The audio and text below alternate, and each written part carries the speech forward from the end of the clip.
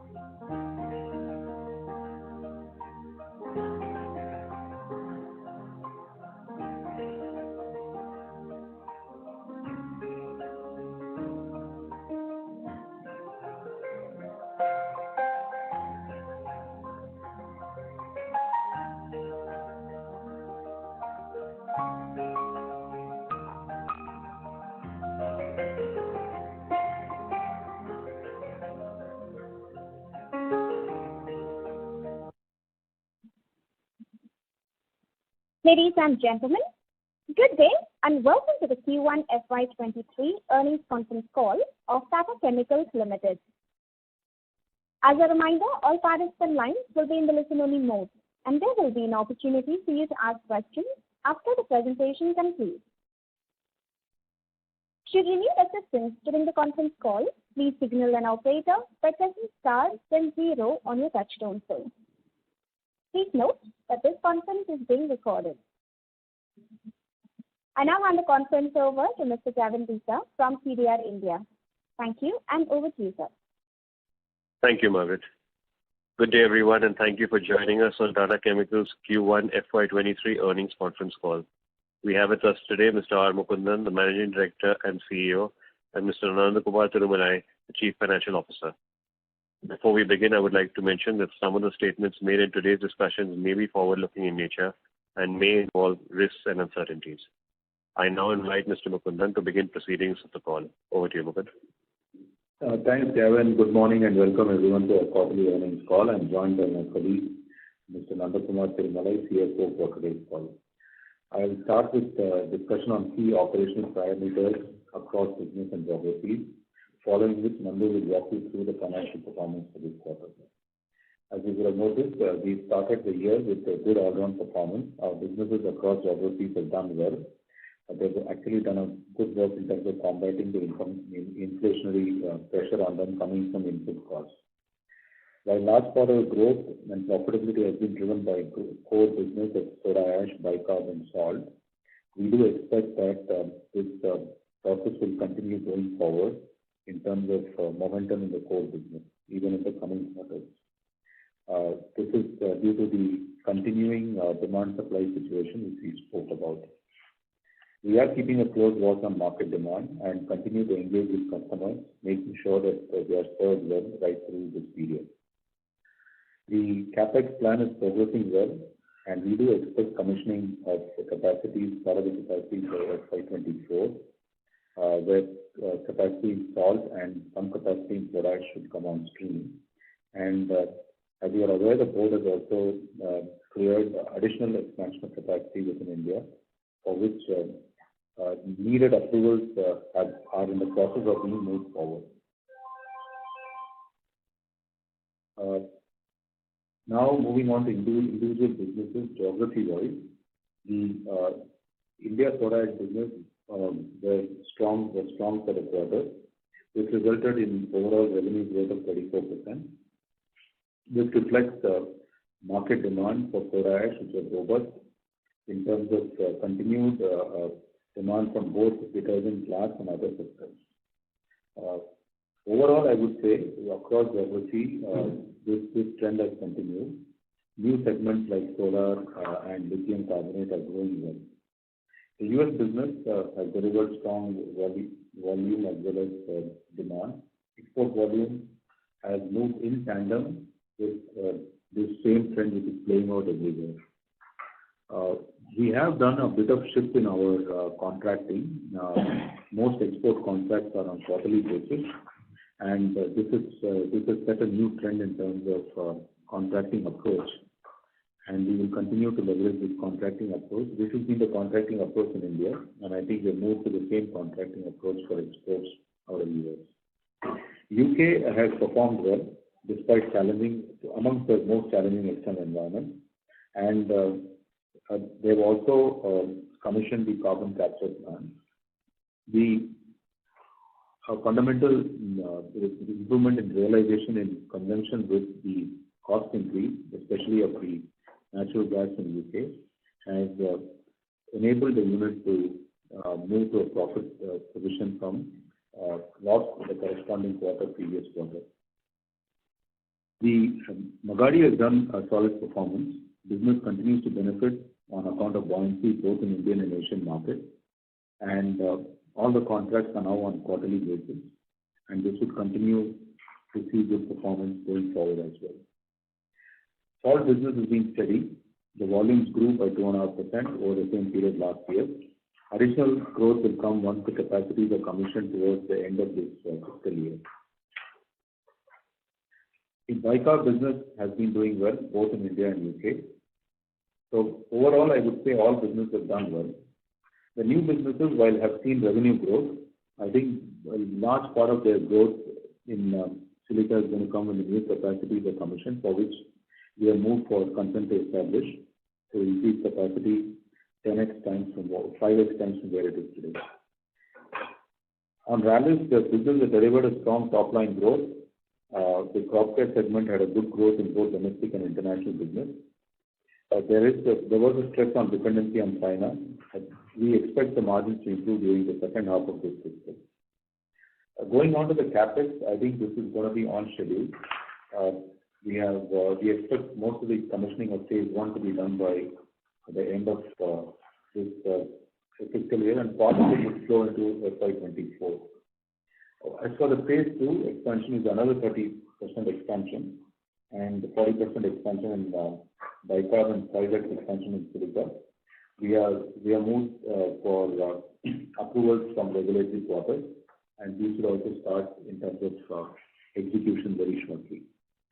To conclude, I'd like that core business I expected to perform well in the context of macro environment where demand supply situation for the core product continues to be fairly good, and we should be able to combat the inflationary pressures we are facing as we have done in the current quarter.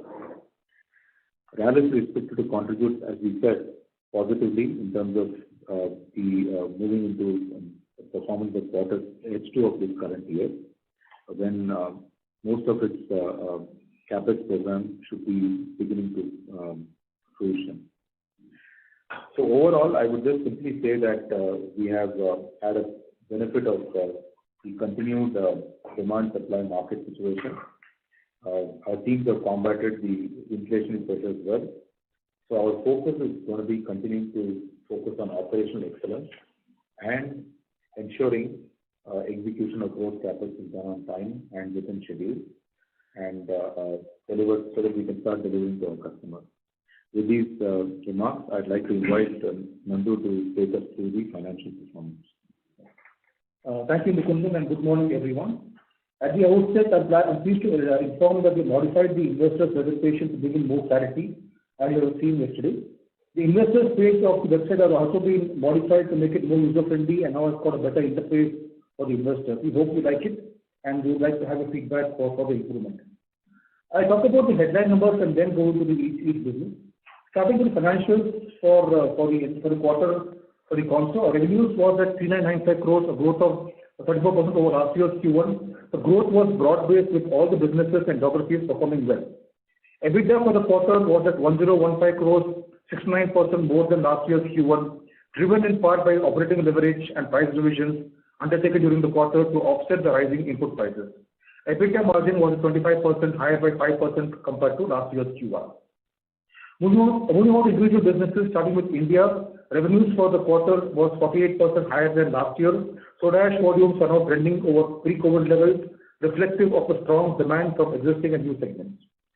Price as well as has been improved partly due to the price hikes undertaken to offset the impact of rising input costs and reflecting the strong soda ash market. Salt volumes as well remained elevated during the quarter. Moving on to US, it was a good quarter with a growth of revenue of 34%. Domestic volumes remained stable. Pricing environment was strong as well as in turn resulting in EBITDA margin of 25% for the quarter as against 21% for last year's Q1.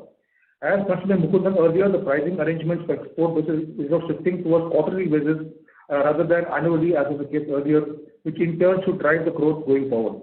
Coming to UK business, operating performance remains steady despite the challenging external environment on account of input costs. To witness the full benefit of carbon capture units, which helped to negate some part of cost inflation. Overall volumes during the quarter remained relatively stable. The price actions taken to offset costs have led to a profit in the quarter of 49 crores as compared to 18 crores loss in last year's Q1 in UK. As far as Kenya is concerned, Q1 witnessed yet another solid performance of the business, with revenue growing 84% and volumes remained flat. EBITDA margins has also improved significantly and are at 49%. As far as agri is concerned, Q1 saw a good revenue growth driven primarily by the crop care business in both domestic and international businesses. Seed business, though, continued to remain soft amidst challenging external environment. Growth in crop care business was both volume and value driven. The company is working towards improving its product mix and is expected to deliver a better performance with regards to margins and profitability during the second half of the fiscal. Capital spending in the quarter was as per plans in all geographies.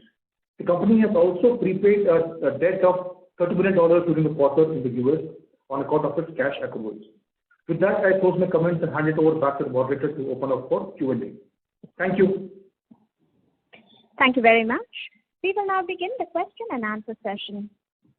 Anyone who wishes to ask a question may press star and 1 on the touchtone telephone. If you wish to remove yourself from the question queue, you may press star and 2. Participants are requested to use handsets while asking a question. We would also request participants to please limit your question to 2 at a time. Should you have a follow-up question, request you to rejoin the queue. Ladies and gentlemen, we will wait for a moment while the question queue assembles.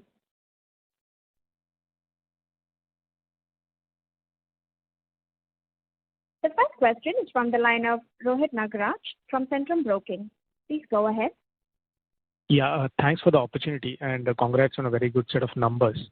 So first question is in terms of demand-related challenges. Given that the soda ash prices have been increasing continuously and we've been saying that there will be price environment likely to stay robust for the next 18 to 24 months, any segments which are vulnerable due to these continuously rising soda ash prices and any indications that we are getting from any of the geographies? Thank you. Thank you, Rohit. Actually, we are continuing to see robust environment on demand. We are not seeing any major signs of any softening in any part of the geography. And as we mentioned, this broad trend, I'm not going to get into specific segment and issues, but the broad trend is likely to continue till about 25-26 because of the nature of the CapEx and the growth and additional volumes coming in. We are keeping a close watch on that. As far as customers are concerned, we are also keeping close watch on customers. I think we are not seeing any signs in terms of stresses. There could be few segments here or there which may be having stress because of some other reason, but not essentially because of issues related to soda ash situation. The most important place where I think the pricing and the stress may be felt first will be actually in UK and Europe because that is where the gas prices, not just for us but also for our customers, is very high. It almost touched £5 per ton last week. So we haven't seen any signs even in that geography of any change in terms of volume of uptake from our unit.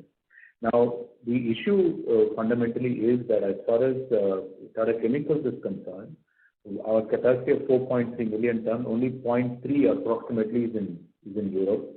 So we are well protected because the balance 4 million ton approximately is actually in geographies which are fairly robust. In terms of our own energy part, India is mostly linked to coal and Indonesian coal, where we have a index-linked pricing. In US, 75% of our energy cost is in coal, 25% is in natural gas, but US natural gas equivalent, if you take what I mentioned as £5, is about $7 per decatherm, which obviously is about $0.7 per term. So it's about almost 1/6 of where the European cost structure is. And Magadi also has HFO, but their energy intensity is very low, and they also have a hedging process. So all in all, we have ensured the company's contracting. While I mentioned about contracting on the purchase, the sales side to customers, we've also done a fairly robust work in terms of contracting on the input cost side, so that we can manage this pathway well. So all in all, I would say that we continue to remain staying very close to some customers, listening to them, and ensuring they're served well, and at the same time staying very close to our supply chain partners to ensure that all of us can gear up in a very positive way. Thank you. All right, sir. Got it. This was a really helpful explanation. So second question is in terms of the global demand-supply dynamics. We could just run us through in terms of where could be the incremental capacity or probably incremental volumes will come from if the global growth rate comes to 2 to 3%, wherein the soda ash usually tracks the global growth rate. Any geographies where the utilization levels can go up and that will throw us some volumes? Thank you. So obviously, the two places where capacities have been announced, one is Inner Mongolia in China, and second is where probably some capacities could come on stream would be in US, where we have some units which have spare flywheel capacity which would come on, and all these capacities are slated to come on stream somewhere around 25-26, the Inner Mongolia as well as. So while you would hear early date, so some small part of the capacity can come on stream in US, so which is fundamentally capacities which were not bought could be brought on stream. But overall, they are not going to move the needle in terms of the demand-supply dynamics. All right, sir. Got it. This is very helpful. Thanks a lot and best of luck, sir. Thank you. The next question is from the line of Sumant Kumar from Motilal Oswal. Please go ahead. Yeah, hi, sir. So my question is regarding US business, and we have seen a significant improvement YOY and also a QOQ in EBITDA per ton. So can you talk about the demand scenario of the neighboring country, when we are talking about the export of from the US market to other geographies? So are we selling more to the Latin market or nearing country where EBITDA per ton is higher for the US business? So can you talk about more the changing dynamics of the US business? As far as the US is concerned, our view is that, as we said, on exports, we have moved to quarterly contracts. So you would see the reflective number in US in terms of improved numbers every quarter on quarter as the current contracts unwind into new set of contracts. That's on the export side. It's about 40-45% of the turnover. The domestics already contracted out, so that will see a change only by January of next year. So what you're going to see is a blended move. Export is going to continue to move up quarter on quarter, and domestic will remain flat till December, and that's the broad trend. So we do not have a plan to move domestic sales also on quarterly basis? Really speaking, our flexibility, because we have fully contracted out their customer commitments, I think we will manage the best we can at the edges. But I think if you ask me, can you switch big numbers from one end to the other, I think we will not do that, because we are very clearly committed to our customer and our contracts, fulfilling our contracts. Okay.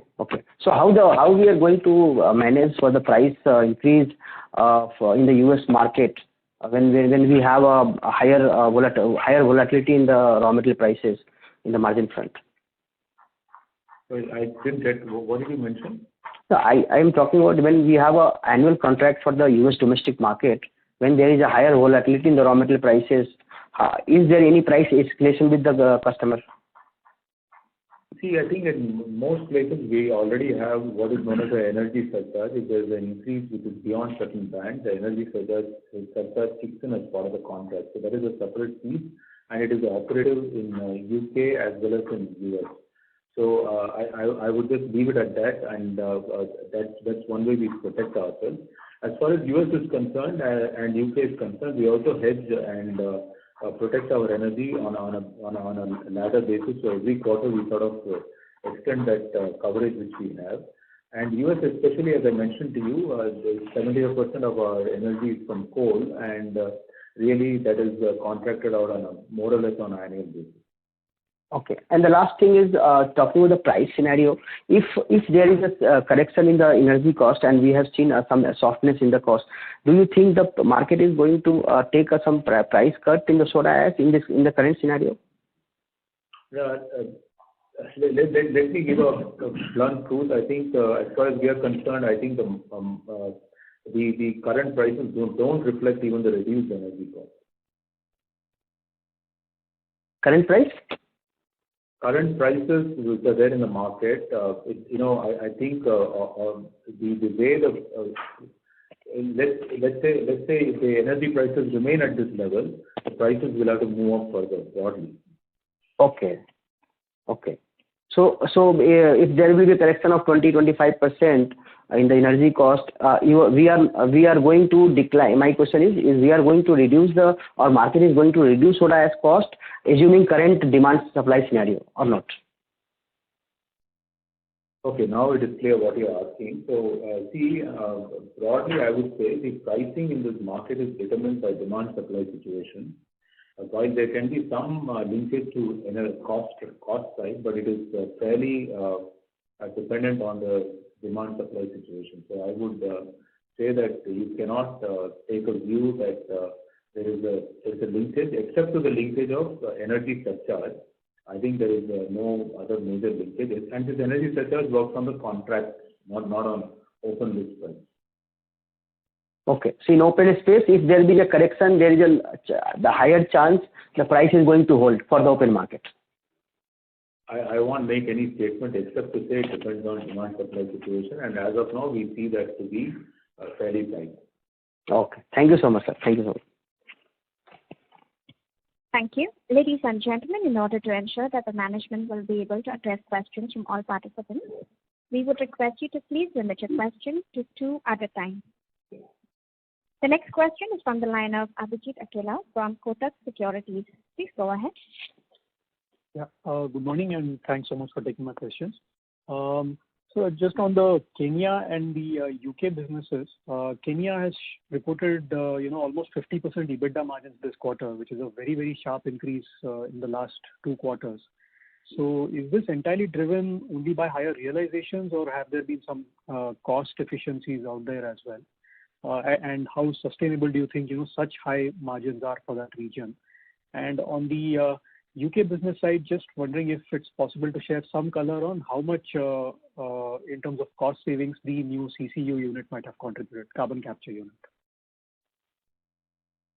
So I think firstly, as far as Kenya is concerned, their cost side for Kenya is probably our lowest cost unit in many ways. So when the market prices moves up, I think they tend to benefit disproportionately in terms of margin. So I think that benefit has come to them. And since the Asian markets where they serve, mostly India and Southeast Asia, I think these markets have moved up moved up in terms of the market realizations, I think that benefit has gone to them.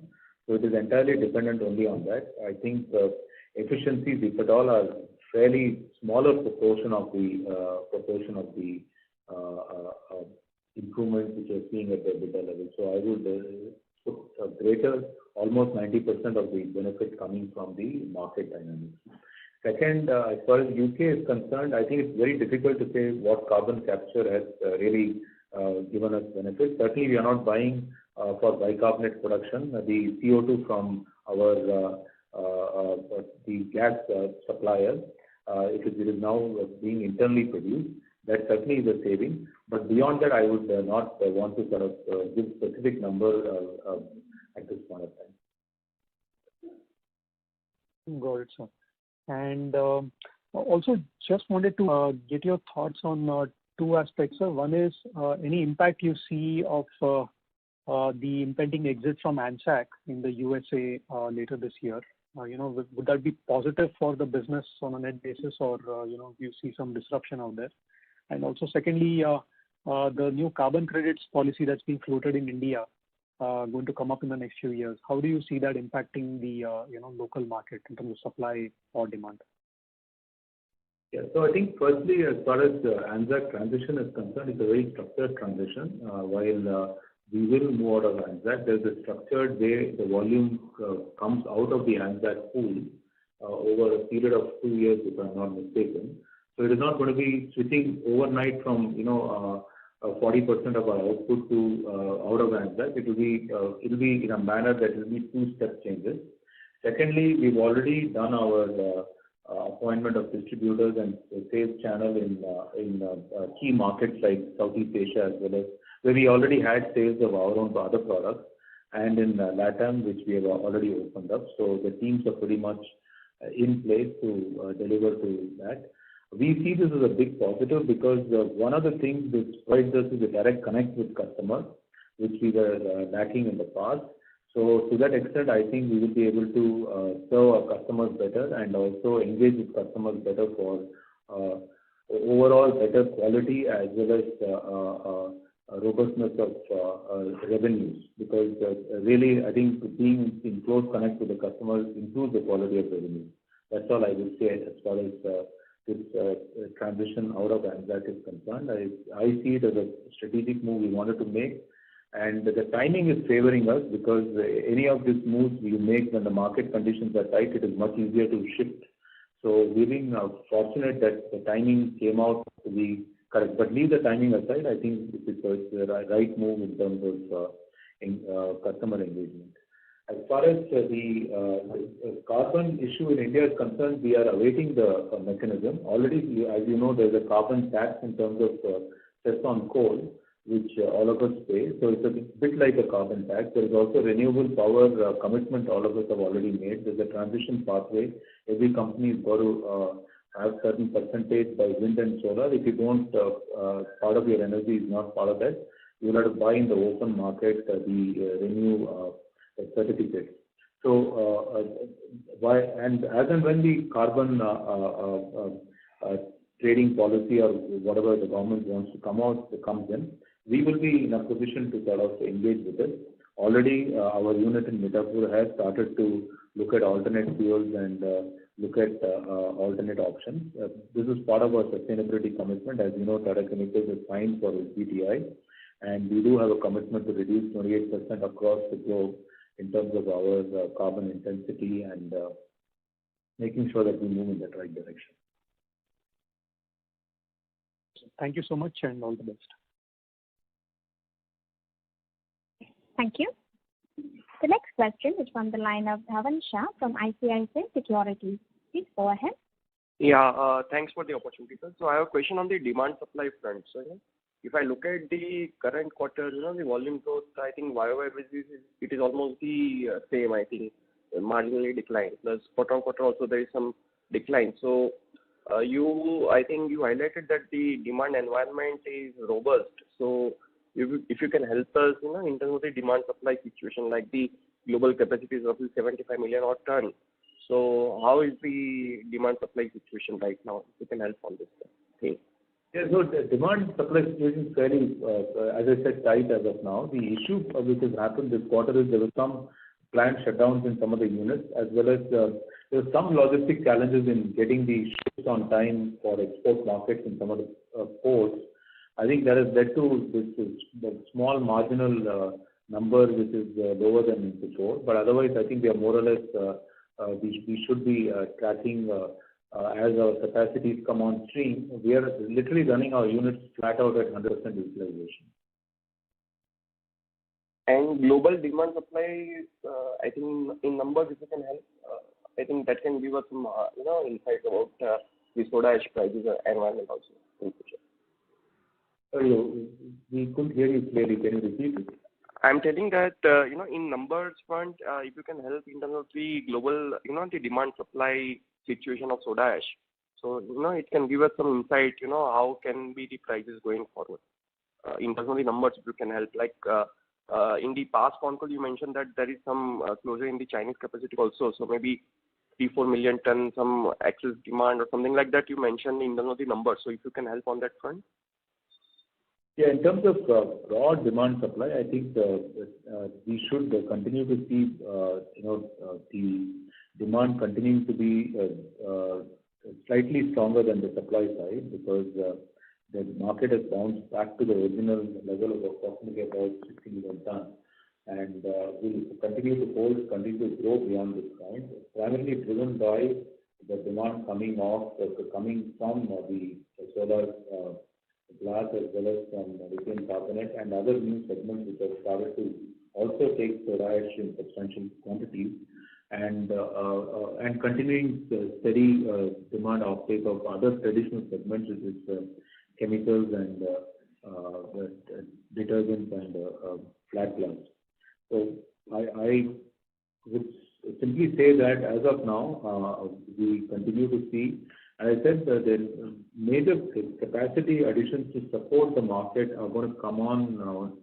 It's going to take 2 to 3 years time to come on stream. Of the announcements which have been made. Announcements are being made in Inner Mongolia, and certainly there have been closures or shutdowns around the world, but the most recent one I would say has been in Europe, where French supplier has shut down, and whether it's temporary or or otherwise, we don't know. So we have to await what the situation is. So all I would say is that our analysis shows that the demand supply is fairly tight, at least going towards the next 18 to 24 months. Even could be longer at 36 months. Sure, sir. And my last one is on the power and fuel and freight cost. So we have seen some decline during this quarter. I mean, on QOQ basis, if we look at power and fuel was down by roughly 4% on QOQ basis, and freight was roughly increased by just 2%. As against the realization growth on QOQ basis is very robust. So if you can help on this front also, I mean, we have seen some higher cost on these two things also. So how are we placed, and what led to some savings on these two counters? So I think broadly we have a process of contracting and hedging which is work for us, and we continue to work on that. And our effort will be to continue to maintain our margin structure. That's what I can highlight. So it's a continuous process with the commercial team, both on supply side as well as the demand side, continue to work, both for input as well as output. Sure, sir. That's all for my side. Thank you. Thank you. Anyone who would like to ask a question, you may press star and 1. The next question is from the line of Vignesh Iyer from Sequent Investments. Please go ahead.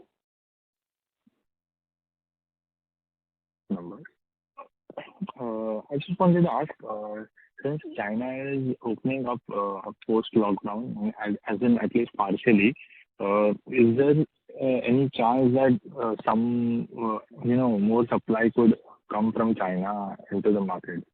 Because in general, usually it does happen, and there were news that I guess 1 or 2 million tons of Chinese capacity in Qinghai region was facing some logistic challenges. So that supply was not coming into the market. So if you could just give us some idea on it.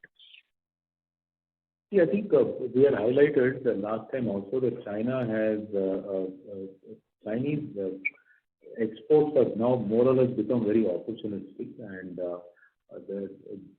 at some point they were also net importers. So I think the Chinese the issue with the world of soda ash space for last few years, if I go back 4-5 years, was the sudden Turkish capacity coming on stream. That has now been fully absorbed. So if you look at it in a big picture, I think the big picture is that every country exports a little bit, every country consumes mostly, and the big exporter has always been US because that's been the lowest cost producer. So in terms of the Chinese supplies into the world market have been more or less coming down or holding at a level which is not disruptive. The big disruption which happened has been the Turkish capacity, which has been fully absorbed, and which is why we are saying that at this point of time, it is going to be that the markets are going to remain tight till any fresh capacity comes on. The announcements which have been made have been mostly in US and in Inner Mongolia, and that's about what we understand about dynamics. In terms of most of the like any country, most of the even within China, there has been a pressure to sort of shut down subscale capacity because they are more carbon intensive, and I think that process will continue. Okay. Another question is more on the line of pricing. Just I want to know if say, for example, if there is more increase in pricing, say just because of energy cost increasing or raw material cost increase, would there be any some worry that at a higher price per kg, the demand for the product might drop a bit or so, because at some point of time the buyers would also won't be able to pass on the pricing. So is there any worry that after this amount of price per kg, there would be some, demand drop due to non-viability of operating business? In terms of the cost pressure and the price movement and the impact on the customers, the area which I think we are watching closely is the European market, but our company's exposure is very low there. We only, as I mentioned, 0.3 out of 4.3, around, less than 9 or 10% of our 9% of our volume is exposed in UK. That too, not in Europe. So there, the customers of soda ash are also facing high energy costs, and the soda ash also is facing high energy costs. I think the pressure point will be felt there first. So as I mentioned in one of the previous questions, the early signs of any demand or any pressure from pricing will actually come from Europe. As of now, we are not seeing any. As and when we see any, we will sort of adjust our process. But the rest of the world, I think, is able to sort of manage the process fairly okay.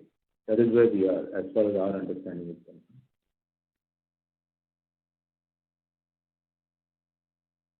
Thank you. I would request Ms. Iyer to rejoin the queue for follow-up questions, and also request participants to please limit your question to 2 at a time.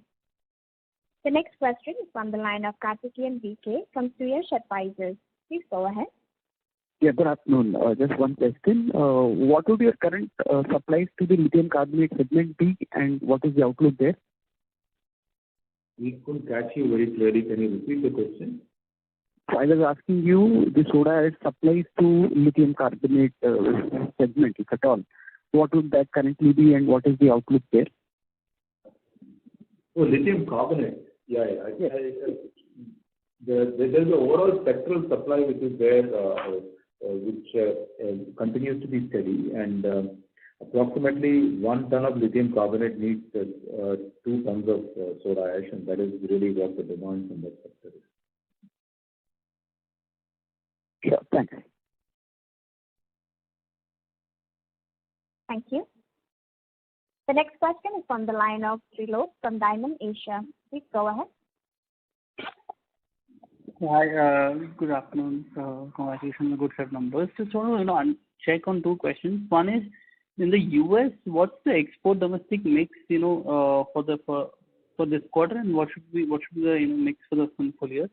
And second is, from a domestic pricing perspective, you haven't seen any volume uptake, incremental demand pressure in the domestic market. Is that understanding correct? And do you think that demand will remain firm in the domestic market? Yeah. So I think as I mentioned, we haven't seen any pressure on demand, and in fact, we expect that to hold fairly well even going forward. And also, let me highlight one more thing, that as many would have observed, the energy costs and inflation pressures are actually reducing even on our customers. So I think that would be continued positive across the market. Your first question, sorry, was on US. Yeah, so I was trying to understand the US split of domestic and export in terms of either percentage of volume. It would vary slightly from quarter to quarter. More or less, I think it will be fluctuating between 45 to 50%. And you can take an average of 48%. I mean, I'm just depends on when a ship leaves, when a ship arrives, and all that. But it's broadly, I think it is 45 to 50% every quarter. Understood. Thank you very much and good luck. Thank you. The next question is from the line of Saket Kapoor from Kapoor and Company. Please go ahead. Yes, sir. A small understanding, sir. Because, sir, you did mention that even if there is a correction in the input cost, the current prices of soda ash does not translate the effect of the entire energy cost pass-through. So that is the correct understanding, that we are not expecting any reduction even on a reduction of input cost. This would be a good understanding of what you were trying to convey, sir? Yeah, so let me, because when the question was asked, I was not very clear what the question, so you have phrased the question well, and I also answered when that previous question was rephrased again. The answer is like this, that certainly pricing of soda ash has some sort of input which comes in from cost structure. But a large portion of soda ash pricing comes from the demand supply situation of the product itself. So that drives the pricing. So, and since the demand supply situation continues to be tight, I was saying the movement in energy is not going to make a big shift in the movement in the pricing side. I'm not saying it is not likely. I'm saying it's not. It should not in the normal circumstance. As far as energy is concerned, in markets where we are contracted out, which means we are on a fixed price contract to protect ourselves, we have actually put energy surcharge, which sort of moves in tandem between a collar and cap of energy. So if energy goes above a certain point, we increase the price. If it goes below collar, we pass on the benefit to customers. That is only meant for long-term contract, not for quarterly contract. Correct, sir. Sir, now coming to your in the presentation, we mentioned about 10,000 production laws at US. So that's a permanent law that has happened, or over a period of time with debottlenecking, we would be able to recoup the same? It's just this quarter. I think we will end as far as we are concerned, we would more or less regain this going forward. Every quarter, certain, every once in a while we'll have to take some maintenance shutdown, but this is only for this quarter. Next quarter should see and bounce back to old levels. Okay. So for the full year, we will be making good for this 10,000 gaps. We should be at least doing the volume we did last year, if not more. We are hopeful we'll do more. Okay. Sir, coming to the last small clarification once again, our chairman did mention that we are looking to double our capacity from 4.3 to 7 point something during the AGM. So that, how much of that factors from the US, and what steps are we augmenting to increase the capacity at US, since our priorities are to first lower the debt, first to repay the debt. And also, sir, this time I think so we have not mentioned the net debt numbers. If you could give some more color on these two aspects. Yeah, as far as there are two different issues. One is the current debt on the books, as we had mentioned. We will continue to pay down that debt, both Kenya and US. Kenya should become debt-free in another 12 to 18 months. As far as US is concerned, we will continue to pay down debt at the rate of about $100 million per year, of which I think this quarter we have paid down $30 million. So every quarter between $20 to $30 million we keep paying down on a regular basis so that we hit a figure of $100 million, so that the $300 million debt in the US is down to zero in broadly 3 years' time. It will be accelerated. Now, as to expansion, if we need to take fresh raise of capital in the form of debt, we will do that, but that will be a separate one linked to the expansion. And as we speak, all three sites are working for expansion to achieve that vision which has been set out between India, Kenya, and US.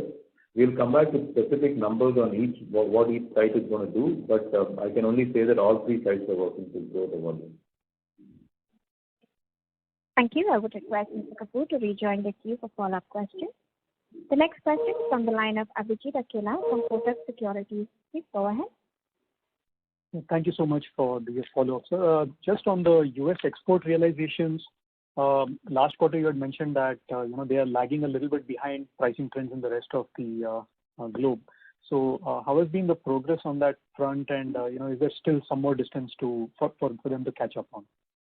Yeah, I think there is I believe the way the accounting and the price works, because of the way our contracts are structured, you will see a quarter lag as it keeps coming, which is why I said in US we'll continue to see increases coming even going forward.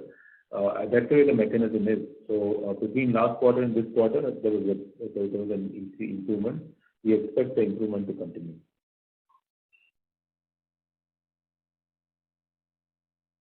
Yes, thank you so much. And also just wanted to confirm the overall capacity addition number that was just mentioned on the call. So it's basically 4.3 million tons at the Concall level, going to 7 million tons over a period of time, is it? If you could specify some rough timeline. That's the vision. We'll come back with a specific number, where, what, and how. I think that is the work in progress. And I think our ambition is to grow across all three sites, and all three sites have potential to at least do substantially better or increase in volume. And the increase in capacity will be skewed more towards India. That's all I would say at this point. Understood. Thanks a lot and all the best. Thank you.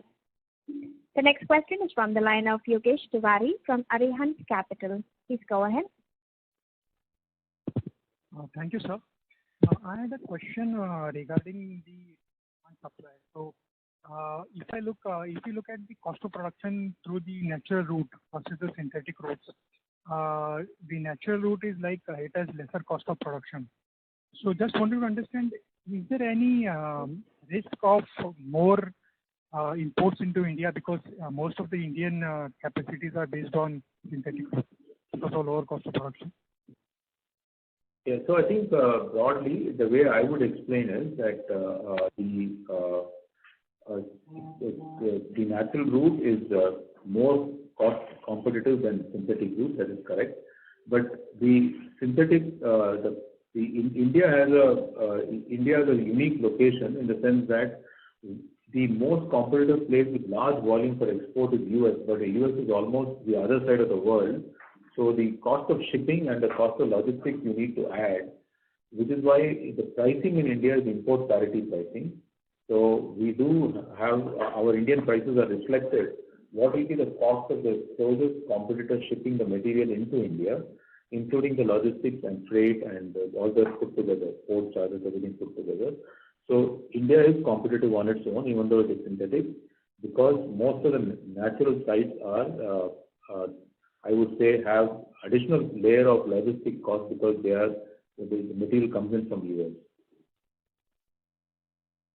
Thank you, sir. And are you seeing any slowdown in the domestic detergent industry with regards to demand for soda ash? The domestic detergent industry has a bit of seasonality. I think that is not so monsoon, they do see a bit of lower offtake than post-monsoon.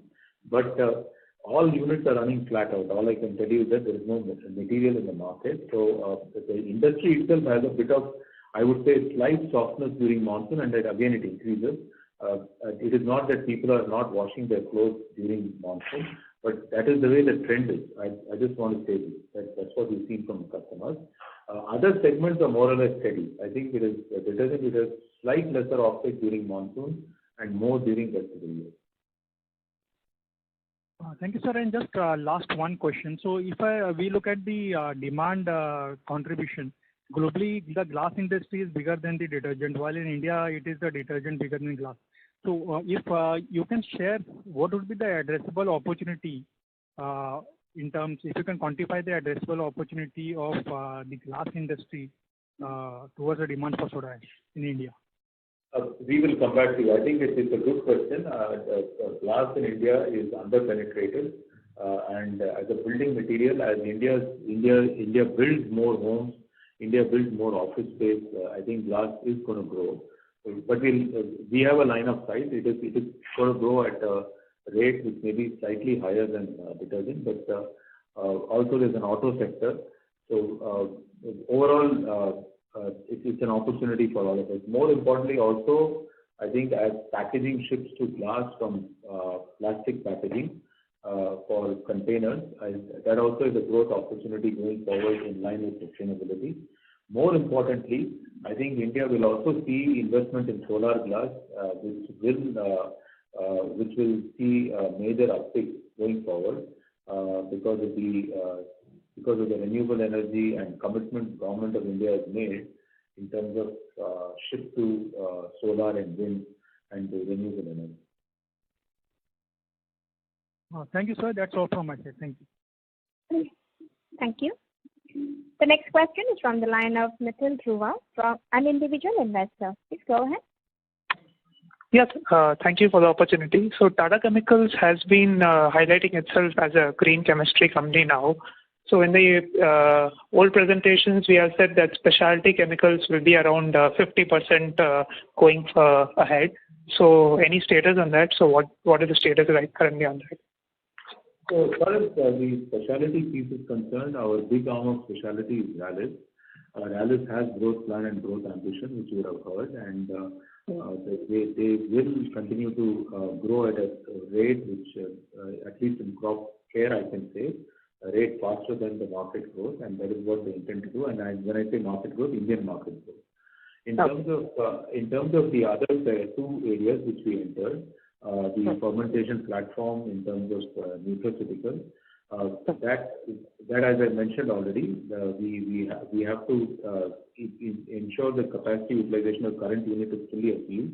That is what the focus is, by getting more customers and getting more customer approval.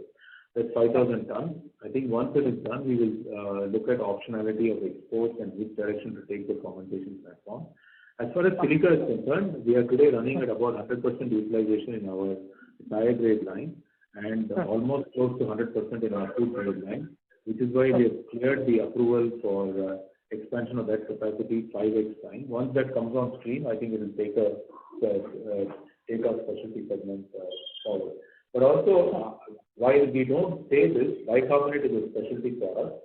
So is our state of edible salt, because this behaves specifically like specialty products with no fluctuation. It doesn't move in a commoditized sense. So while these are not really reported separately, when we made that statement, it included these two products. Thank you. So just a follow-up question. So our chairman has said that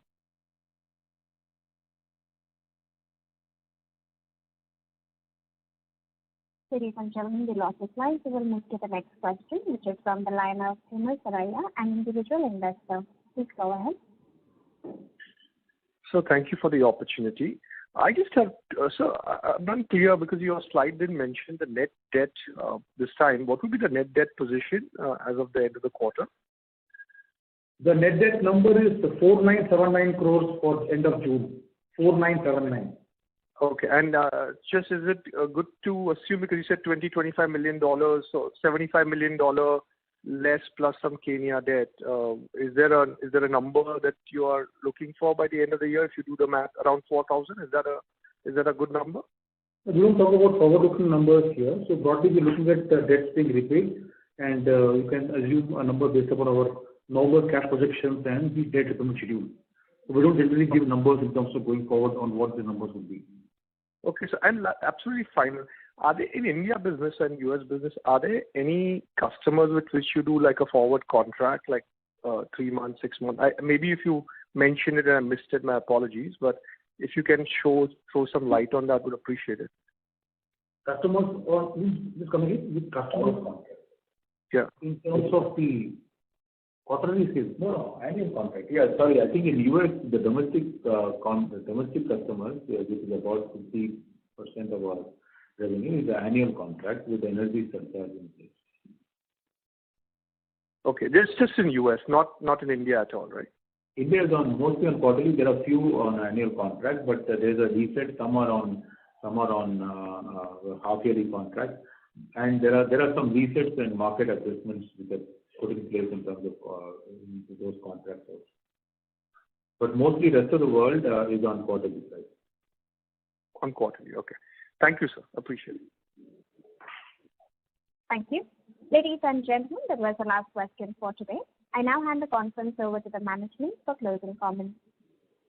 Thank you. And what I wanted to just end was to say that we continue to remain focused on our customer base, serving them well.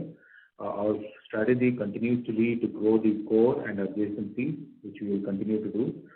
So really, it is going to be effort in terms of ensuring operational excellence to navigate this period of high inflation, so that we can come out stronger on the other side. At the same time, put the growth capex on schedule and deliver on schedule on that. Thank you all, and see you next quarter. Thank you. On behalf of Tata Chemicals Ltd, that concludes this conference. Thank you for joining us, and you may now disconnect your line.